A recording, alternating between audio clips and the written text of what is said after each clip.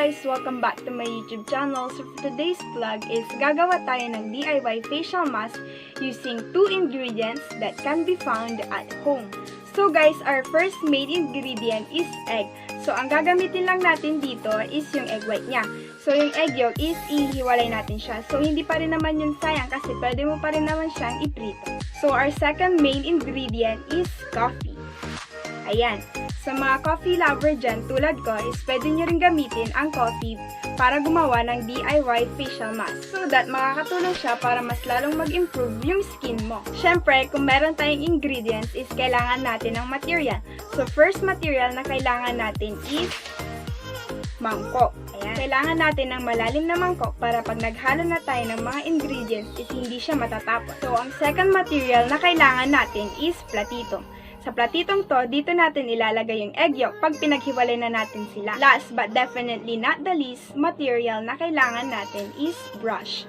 So, ang brush na gagamitin ko is galing na naman siyang Avon Mechanic. So guys, bago natin umpisahan is ano nga ba ang benefits ng egg white at coffee pag ina-apply natin siya sa ating mukha. So, here are some benefits of egg white. First benefit, it has a skin tightening and firm effect. Absorbs excess oil from the skin. Egg whites also contains vitamins and minerals that can benefit the skin's overall appearance. It can also prevent pimples. It can also reduce acne on your face. So, yun yung benefits na may tutulong sa atin ng egg white pag ina-apply natin siya sa ating muka. So, ito naman yung mga benefits pag nag-apply tayo ng coffee sa ating muka. So, coffee is an excellent exfoliator. So, if you want to try some exfoliating products, you can visit Watson's. At meron sa Watson's yung Celetec. Dalawang klase yung Celetec. Yung isa is pure yellow lang siya. At yung isa naman is ganun din. But, meron siyang additional beads na sinasabi doon na yung beads daw na yun is naglalaman siya ng mga vitamins. So, next benefit of coffee is it can also help stimulating blood flow which reduce acne. It can also make the skin smoother and it can also make the skin brighter looking. So, ayun na nga guys, yung iba't ibang benefits na maaaring maitulong sa atin ng egg at coffee pag ina-apply natin siya sa ating mukha. So guys, umpisahan na natin paghaluin yung dalawang ingredients. But, paghihiwalayin muna natin yung egg white at egg yolk. So, paghihiwalayin na natin yung egg white at egg yolk.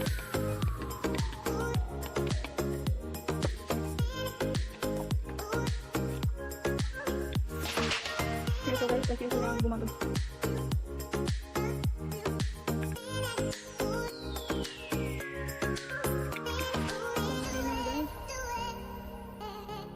So ayun na guys. Ayan.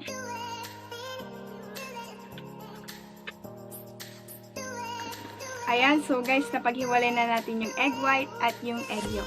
So, next naman is maglalagay na rin tayo ng coffee. So, maglalagay na rin tayo ng coffee. Ayan, maglalagay na tayo. So, guys, ito na nga siya. So, hahaluin na natin siya. Haluin natin siya hanggang mag-mix yung coffee.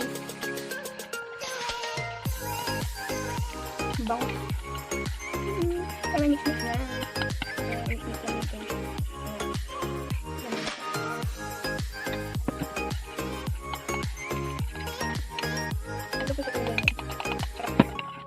So, mix lang na talaga natin siya para matulong kasi may mga buo-buo siya. May buo-buo yung may buo pang powder. Gawin na natin siya.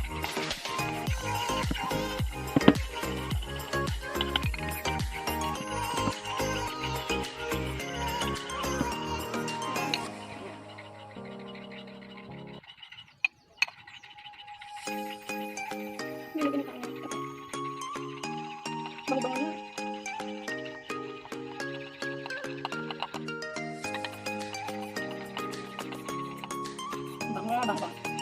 Bango na, kaya.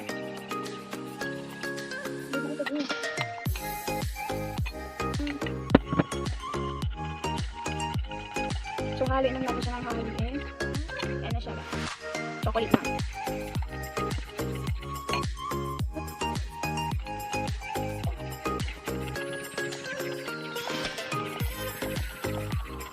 Medyo mas na maging ingat satisfying ito na.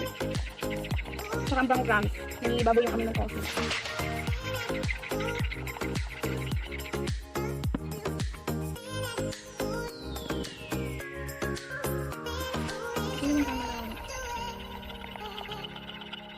Halo.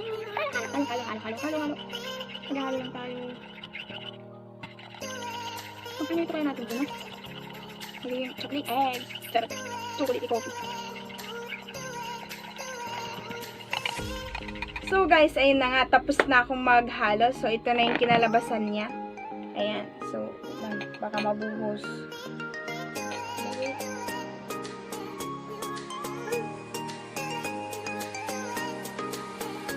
Ayan. Ayan. So, nakikita nyo naman. Yung kulay. Ayan. May foam na din siya. So, bago natin yan i-apply is kailangan malinis ang ating mukha at nakapaghilamos tayo. At syempre, dapat nakapaghugas din tayo ng kamay at nakapag-alcohol. So, umpisa na natin mag-apply. So, yan. Malamig siya sa mukha. So, malamig siya sa mukha. So, guys, malamig siya sa mukha tapos silk. Nakasarap kainin siya. Lalo na kasi mayroong egg white. So, talagang ganda siya sa pakiramdam pag in-apply natin siya sa mukha natin. Tapos, ang bango-bango ng coffee. Ayan. Handal ko na.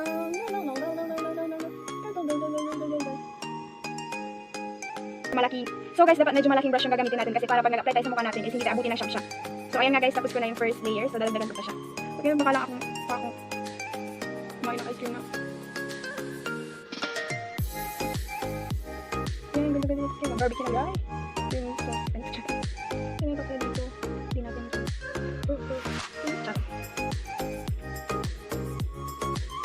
Okay, medyo kapatid ko muna ng konti para medyo hindi siya katuwa. Ang kilay, girl. Ganda ng kilay, girl. So guys, tapos na natin yung second layer. So, dadagdagan pa natin siya. Salamin muna ako guys. Salamin na. Oh, no, grabe mukha ako dito. Grabe. Ang pait. Ang pait. Naman.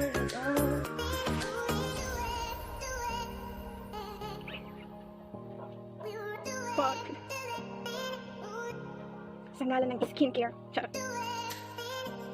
So guys, mahanap nyo na sa bahay. At saka dalawang ingredients lang naman siya. Tuyo na siya. So guys, ay na nga, tuyo na siya. So pwede na natin siyang balawan. So pwede na natin siyang balawan. At saka mahirap na rin magsalita. Guys, ayan na nga, nakapaghilamos na ako. So pupunasan na natin siya.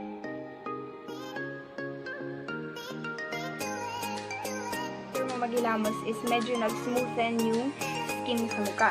So I can highly recommend this DIY facial mask using only 2 ingredients that can be found at home. So guys, pwede nyo rin siyang itry dyan sa mga bahay nyo. So, effective siya para sa akin. So, pwede nyo rin siyang itry para masabi nyo din sa sarili nyo na naging effective din siya para sa inyo. So guys, thank you for watching my video for today. And please do like, share, comment, and subscribe to my YouTube channel and click the notification bell button para lagi kang updated sa mga bago kong release na vlogs.